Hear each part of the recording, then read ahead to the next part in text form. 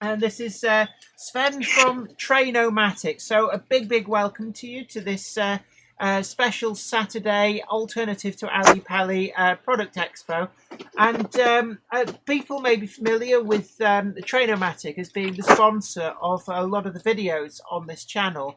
So I thought it would be a great idea on this product expo to bring you in to talk a little bit about some of the great products that Train-O-Matic do. And principally, people are probably familiar with the DCC decoders and the smart power packs because I've done a number of videos utilizing them. But this is an area that you know so much about this. So tell us a little bit about the smart power packs in particular, because I get so many questions about these since I did those videos. Mm-hmm. Well, it's a great way to give more power to your train when you go over a dead piece of track or a point with a dead part. It just drives over it. You can get up to 4 seconds of extra power to it. Yeah, and it's quite magic. I on the videos, I actually showed these locomotives where you physically pick them off the track and they still keep running. Yeah, the first time you do that, you're super impressed. I mean, myself as well. It's just like magic. Yeah, and it works so much in the way of a wonder for performance. I know a lot of people, especially with smaller locomotives with short wheelbase, DCC really does show up a lot of the little issues that maybe when you're running trains on DC, they're much more forgiving. But if it hits even a momentary dead spot, locomotives on DCC have this annoying habit of just stopping absolutely dead and then slowly building back up to speed because you've obviously got the momentum set up on them. And if you're running with a sound chip as well, quite often it will stop the sound and you have to manually reset that. But the smart power pack alleviates a lot of these problems. Oh, I can only confirm that, definitely. Well explained. Yeah, and in terms of product range, obviously you've got I've got some of your products here. So you do the full range of DCC decoders, but the thing that really impressed me about these, and actually because originally you sent some over just for a review, and I was so blown away with just how easy these were to use. Because quite often I think a lot of people will recognize that when you put a DCC decoder in a locomotive, quite often you then have to fiddle with CV settings to get it to run smoothly. If you put one brand of decoders in a different brand of locomotives, it can sometimes not work as well as if you put it into a third brand of locomotives. But what I found with the Train-O-Matic decoders was it didn't matter what locomotive brand I was putting them into.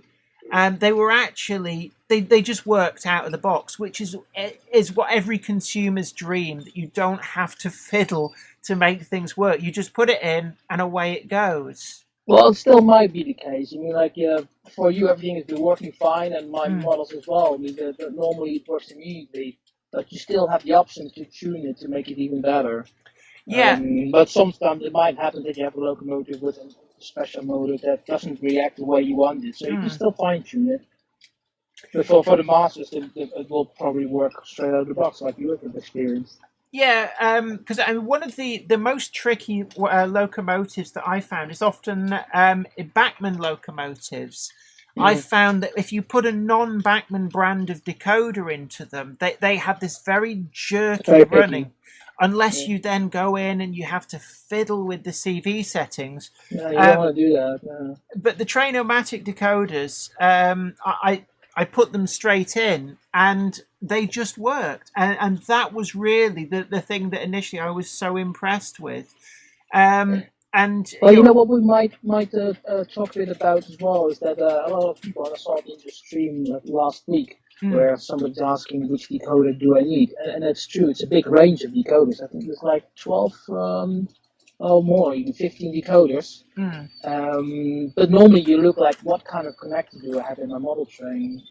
Then you choose and see like which connectors are there, and then you see if you have a lot of space or not much space. Then you choose. That's the next step where you choose. In a way, it's a two-step choice. Make it easier for you instead of being overwhelmed by the amount of decoders that are on offer. Yeah, because you do a full range of you do the regular sized ones that are great for double O and HO, but there's also a micro sized version which I presume principally aimed at the smaller scales. But Right, yes. Yeah, if you do N-gauge, then you would definitely go for the smaller ones. And they're only 3.5 pounds more expensive, but they have the whole same thing. You have still the connectors for the power pack on there. You can connect an external sound module through 4 other solder pads. The only difference will be that the biggest one might be more powerful, just handle a bigger motors. And also they have a few extra functions. So like if you have 4 or 8 light functions connected, you can do it with the largest one, and then the small one you can do 4 extra functions. Yeah, and I mean you do more than just in the UK we're used to 21 pin, 6 pin, 8 pin, and next 18 are starting to come through. But you also cater for the things like the Plux 22, Plux 16 as well. So that there's quite a wide range of decoders for. You see the Pico. You saw recently the logo of Pico that has a Plux 12. It was me the first time actually that I saw these Plux connectors. But like the ones you mentioned are the most popular ones, indeed. But we do have all of them. Yeah. And I've also found as well that I've done a lot of hard wiring. A lot of people sometimes get put off by hard wiring an older locomotive. But I've found that actually it's quite easy to do that. And the one which I've tended to go for is either the 8 pin or the 6 pin wired decoders.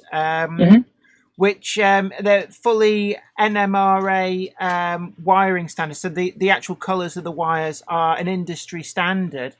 And I found that they work really well in... I've got coming up a video of the Hornby Hunslet austerity, which is one which I get asked about a lot. And I've done a hard wiring of that with the 8-pin decoder.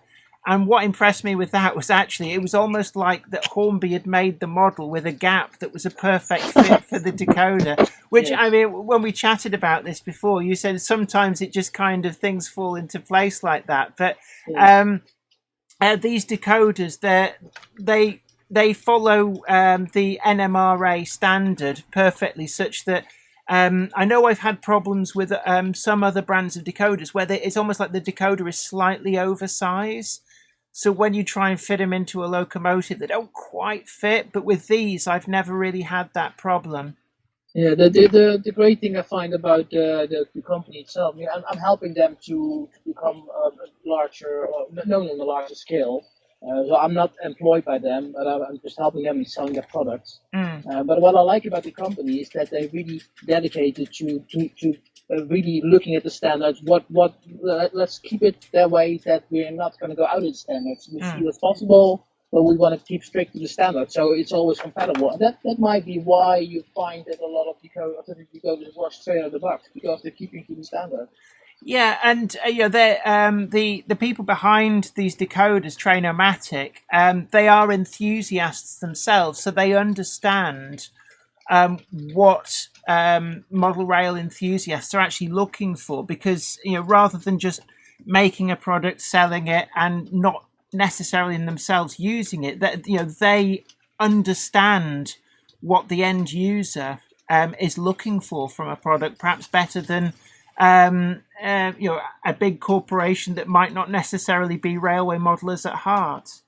Well, I think all most of the decoder manufacturers are all, if you see them speak, they're all dedicated to their work. They're model train fans. You can see that.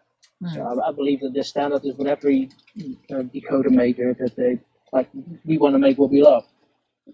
But you don't have, in this case, I think with a different Train-O-Matic, there's not like a big corporation that stops to create people. They actually stimulate them. So I don't know how it works with others, but I feel like with Train-O-Matic, they really have the freedom to do more than you is asked for. And the other thing as well, which I was actually interested, I only found this out recently, but there's more than just the DCC decoders that Train-O-Matic do.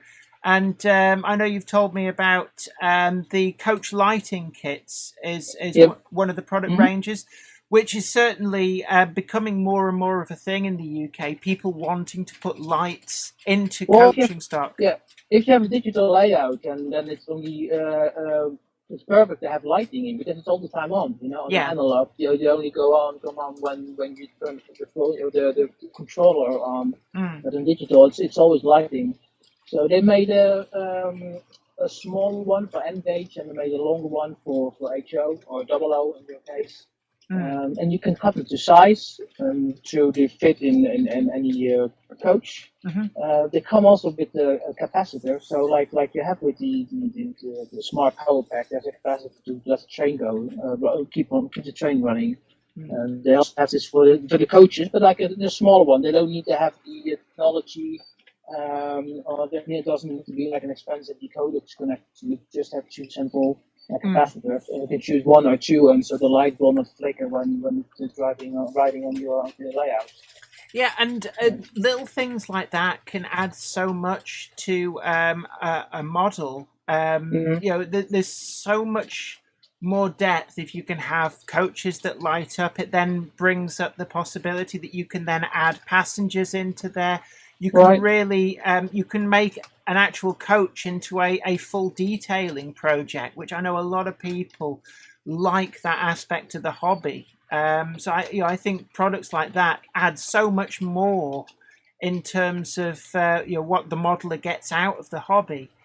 Yeah, I think when you're finished putting decoders in your locomotive, you can start lighting them up. You see a lot of coaches that could do with some light. You can turn off the light and just enjoy your layout in the dark. Yeah, and also I guess that the same products as well, you can use aspects of that, not just in rolling stock, but in buildings as well, to be able to light up buildings. What we did with so the small lighting bars, a moment I noticed that we can have some N-gauge, English N-gauge, and I noticed that Daypol, they made this plug, a light bar with a plug, so you can easily plug it in, and you don't have to do any soldering. But then for the last few months, maybe a year, they didn't make that light bar anymore. So a lot of people were asking for the light bar. And when I had my own models, I had the Class 43, the Daypol Class 43, which is a beautiful model, and it has this plug. But if you can't buy any lights with the plug, you can't do anything with it. So we started selling the light bar with that plug. You still would have to solder it yourself, but it's available, so you can actually solder the light bar out of with the cable out of the tray, and then you just plug it in like you would do with the Daypol one. The advantage as well that we were able to make it cheaper, and then the Daypol one was, and it also comes with two capacitors, so you will have not flickering on the track. Yeah, because I guess that's one of the areas with coach lighting when they go across things like insel frogs, you can get that annoying flicker as they very momentarily lose power. So by having the capacitor in there, it's a bit like putting a smart power pack in your loco. It just smooths it out and keeps everything running without. But just not so many minutes. It's just not so many seconds. Enough to get to make sure it doesn't flicker. And then the more you put in there, you actually have more connectors. So you can actually put 5 capacitors to it if you want to. But then you will see them when you look through the windows. But normally I put I solder one capacitor to the light bar, and then you're able to hide it at the end in the toilet or something like that. And is it, Joe, talking about the capacitors and the smart power packs, one of the things I actually only learnt from you this morning before we started the stream was that with the smart power packs that Train-O-Matic do, it is actually possible to remove the capacitor and then kind of extend it on extra wires. So to ease fitting them into locomotives, you can kind of put the capacitor remote to the board, which in turn can be remote to the decoder, to make best use of the space inside the locomotive. Yeah, the area where the capacitor is connected, there's enough space around it that when you desolder the wire, the connectors of the capacitor, you won't touch anything else. Or you can just cut it off and then solder a wire between them. You don't have to desolder. Yeah, because I'm looking at one now actually, and now that you've mentioned it, it is quite thoughtfully laid out that the connectors that the capacitor solder to are at the very end of the board. So, like you say, that it minimises any risk of heat damaging any of the other components. Well, the only thing is that you actually have to desolder two wires at the same time. So what I normally do, I wrap it into something soft, then I put it in the vise to hold it, and then while soldering, pull it towards you. And, right, yeah, I'm with you. But certainly, I mean, it's because that was one of the things that I found when I was fitting these into locomotives, because you do the two different smart power packs. There's one which is ostensibly aimed towards the N-gauge market, but actually does work equally as well on 00 locomotives. And then you've got the full-size one. And I found they're both equally as good at powering 00 locomotives, but because of the difference in size and shape, they actually it aids how you fit them into the locomotive. So the N-gauge, you can spread them over the model. Definitely, yeah. I mean, I've actually found the N-gauge ones, the N Smart Power Packs, because they're much longer and thinner. They're very, very useful for sliding inside boilers on steam locomotives, and that's how I've tended to use them. Oh, it just you've. I see. I've leant against I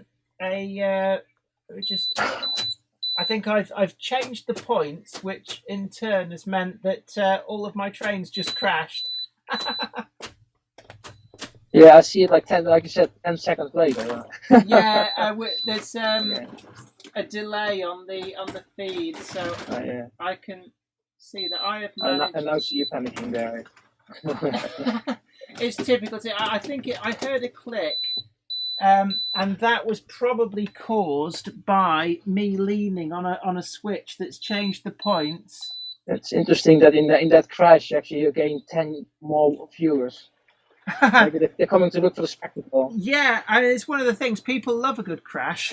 Yeah. But, maybe you should do it like they have done on YouTube, these Lego videos where they run two Lego trains fast into each other.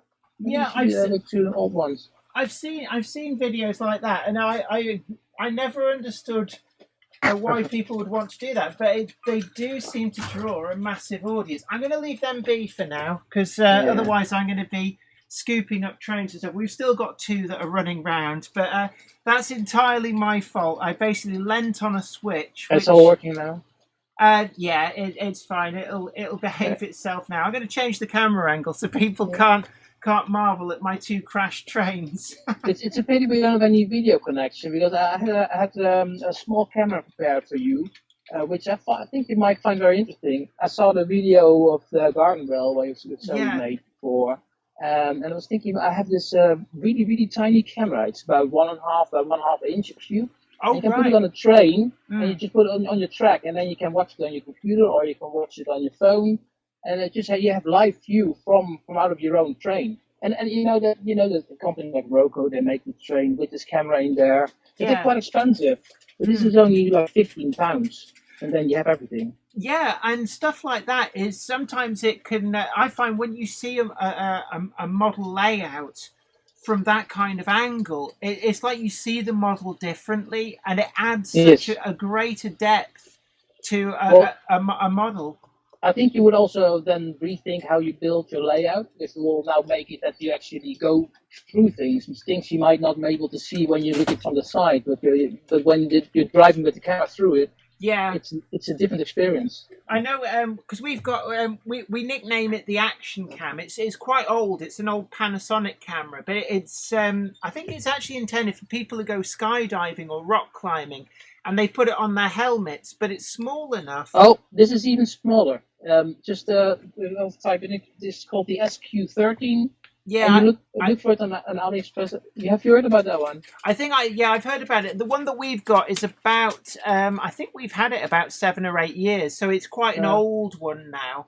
Right. But the problem with model layouts is often that being able to fit them within the loading gauge. I know the one that we've got, it just fits within the loading gauge. So you mount it on a flat wagon and you can kind of propel it around the layout. Yeah, let me see how much tall it is. It's 1.1 inch square. That is quite small, yeah. I know, it's tiny. And what sort of quality images does it provide? It's very good, and it's also not stuttering. It connects over Wi-Fi. So you just connect to it like it's a Wi-Fi station, and it's super impressive. And I opened it up to see if I could actually take all the parts out and put it in the model train, and it is doable. It's not that big. Future project. Oh, brilliant! It's a shame. It's just it's a new experience for us doing this expo with getting live guests on. And it's the software we use is a bit flaky. I think the more we do it, the better we're going to get at it. But it's one of those things. We can have it at another time, another show. Yeah, I think what we need to do is we maybe set up a pre-recorded video and actually we can get better control over the what the cameras are doing. Yeah, sure. But certainly. But to go back to some of the other products as well, before I forget about it. Yes, the ABC. The ABC, which is for anybody who's wondering what that is. It's basically like a shuttle. I think people remember. I know for a great many years, and in fact, I think they still do make it. GaugeMaster did a DC shuttle, which allows you to do this to a very basic level on DC running. But you can actually do it with DCC decoders as well, and the Train-O-Matic decoders have native support for this. So I was very interested when you told me, this system. You have it already. You only have to saw twice in your track. Yeah. There. So basically, all I need is the gaps in the track and the modules that plug to that, and hey presto, you can have effectively extra locomotives running that will do a predetermined path. Which stop even, so you can depart from one station, then it can stop in between, and then continues. So you tell it how many seconds it has to wait, and then continue to the last station, and you can do it back and forth. And I think it's a great idea because quite often, people might be limited on a model railway that they can't have a continuous run. They have to have something that shuttles backwards and forwards. And say if you were at an exhibition, if you want to talk to people who are coming up, sometimes it's a great idea to have something that will just do that without needing the operator input. Or indeed, if you've got a big layout, it allows you to run extra trains, which will just do that independent from what you're doing. So I'm looking at the layout that I've got up here. Weir Yard is a big marshalling yard, so I could see the ability to have, say, like shunting locomotives going up and down the yard whilst trains are running on the main line would add a whole new depth of operation, which I think it would be a great addition to a model like this. Have you thought about using a computer to control your layout? I have program anything. I have thought about that, yes. We've only comparatively recently bought a computer that is powerful enough to be able to run software to do that. So I'm still in the throes of setting up this computer to do all the things that I want, but certainly computer control of the layout is an area that I do want to explore. But I guess that your problem would be because everything is already built in, all your landscape is there, that you wouldn't be able to, you have to break up a lot of parts because every section need to have its own receiver and recognizing that's a train in that block. Yeah, I get, there is obviously an element of that. And because of I've got a fiddler yard that goes underneath it all, which is means that Right. there's not a lot of space, No. excuse me, to get underneath to kind of drill holes, Right. because it's blocked by the fiddle yard, which is a shame. But I Mhm. think there's elements of the computer control which I can introduce into the layout. I mean, even just simple things such as Right. keeping track of what's in the fiddle yard, because you can't physically see all the sidings in the fiddle yard. Why don't you put a camera there? We tried that. Oh, It's okay. the problem I've got is that the headroom is very, very low. Right, really So that low. when Okay. you mount a camera there, what you actually see is The train runs into it. well, not so much that, but you see a sea of roofs. The camera can't get high enough to actually see Okay. what's on all the Get the tracks. overview. So Mhm. all you see is this is 14 parallel tracks of roofs of coaches, but you don't actually know what they are. So you wanna know which train is standing there, not that there is a train, but you wanna know which train is standing there. Yeah, and one of the things that I found is that I've, for want of a better expression, I've lost stuff somewhere in the fiddle yard. I know it's there. It's just Yeah. that without actually taking everything out line by line, I can't find it. I know that, for example, down there, I've got a particular coach, but I can't quite find which line it's Wow. sitting on. And Yeah. I think having a How many tracks means. have you got there? Sorry? How many tracks have you got there in the Um, fiddle yard? the fiddle yard underneath is the main area is 14 parallel tracks, Wow. Yeah. and then it's got an additional area which is 5 parallel tracks Already. underneath the different sections. So there's I think I've got about 200 coaches down there, which is quite a lot of rolling stock. But short of actually pulling them all out, it's very Yes. difficult to remember what's on which track. But I saw last like on Monday night, on Monday club, you took like your locomotives from the shelf. Have you got a shelf and everything is lined up there?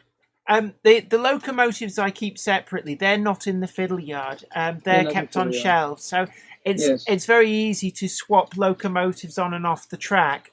But you still have them in boxes as well, or just No, everything is out there? they're just sat side by side on shelves. I've put up Oh, some right. fairly big shelves, but I mean, again, there's like 200 locomotives, so it's Mm, you'd need quite a fiddle yard to yeah, be able and to still pull more them. coming. Sorry. And still more coming.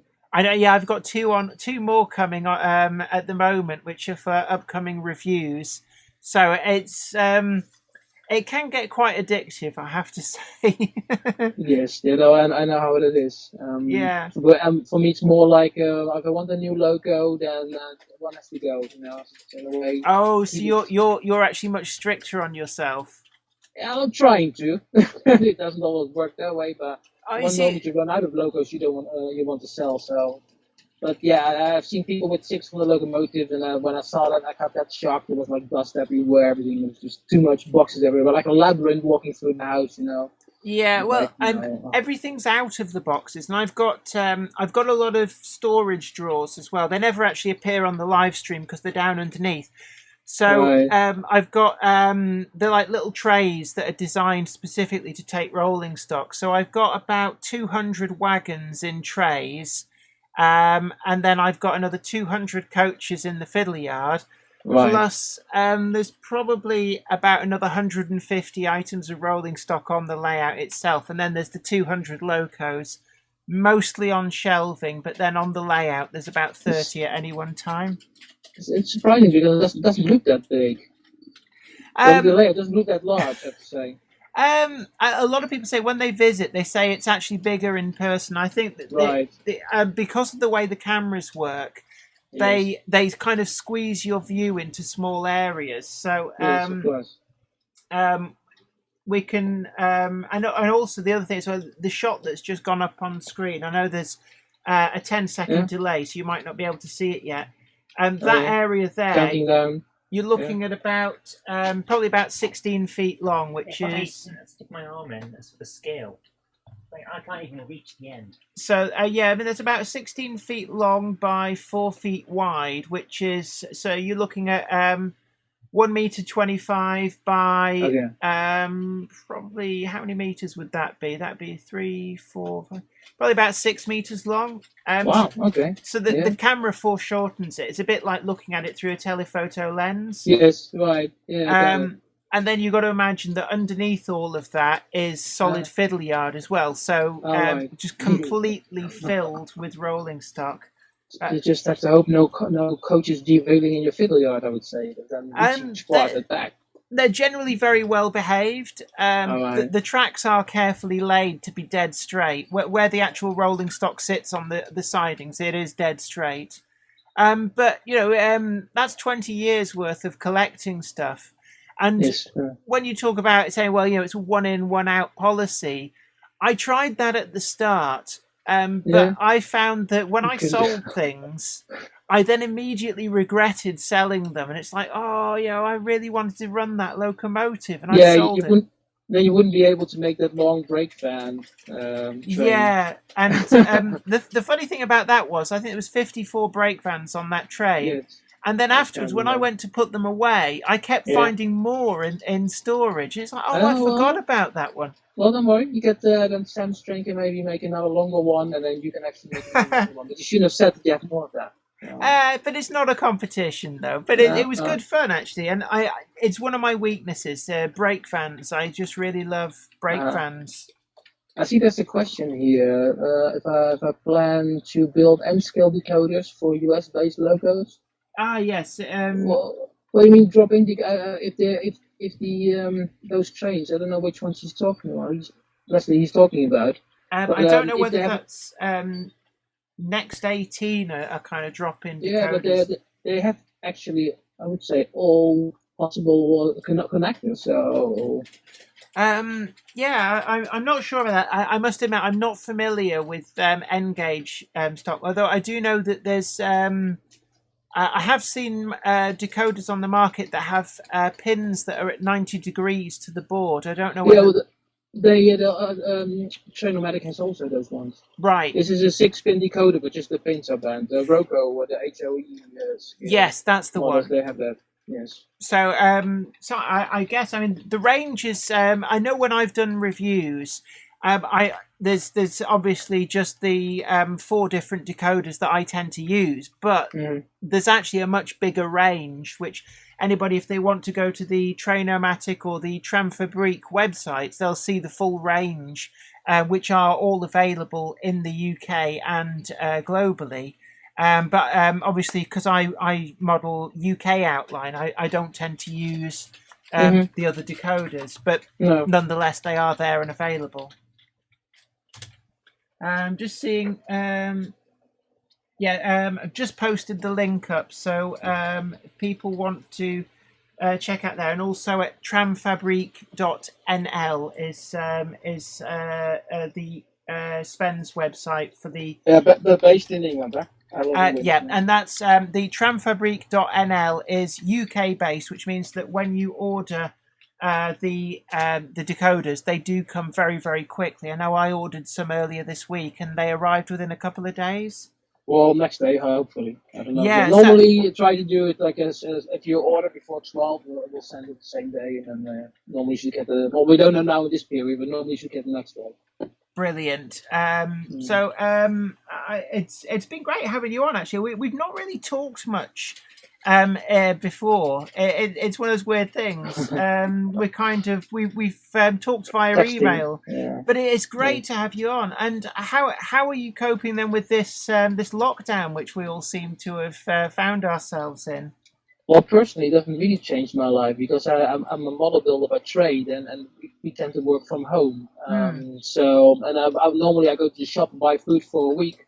So I think it seems to me like everybody is adjusting to my lifestyle instead of I'm adjusting to other lifestyles.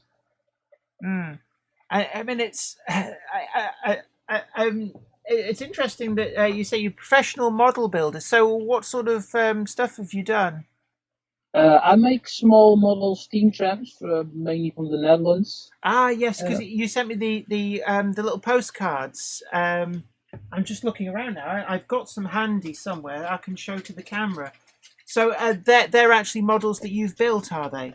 Yes, they're all everything is hand built. Even the drive is hand built. So it's a brass drive. It has a nickel silver etched frame. And the inside, the boiler with all the tubes on it. It's 3D print. And then yeah, there's and some of the small ones are even sound and light. All right. So, and are they a stock item, or do you make them to order? Well, I try to keep up to make stock, but it's quite a lot of work to build one. It takes a few days. I can imagine. I can imagine. And next to the other things I'm selling, it's kind of a lot of work. So yeah, I can't keep up to make stock, but that is the plan. And I'm now hired somebody who's going to help me out with packing and manufacturing. So hopefully, in the future, I should be able to have things of stock.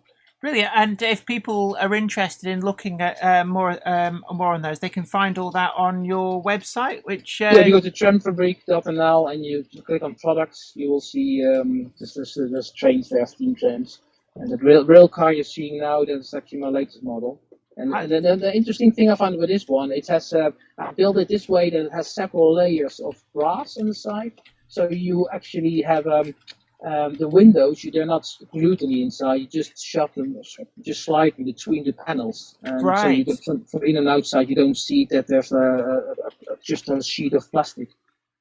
Excellent. They're really nice, actually. I did wonder, actually, because the first time you sent me decoders, I remember it came with these little postcards, and I just thought that they were so beautiful.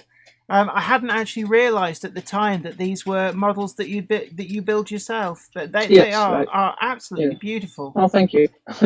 No worries. Well, look, anyway, it's been great having a chat with you. I'm just checking on the time. We're going to have to start rounding off this live stream, but it's been wonderful to chat with you and just basically show people some of the products in the Train-O-Matic range. And yeah, thanks for having me.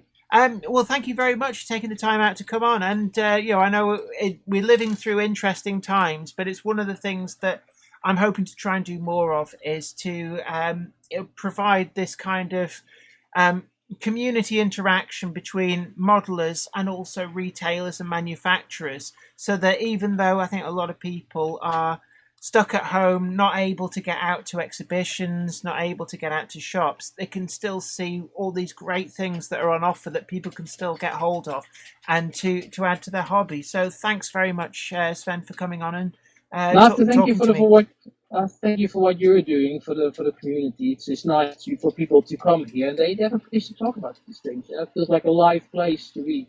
So it's a good thing. Well, thank you very much. Well, look, you take great care of yourself, and I'll catch up with you later. Oh, I haven't talked later.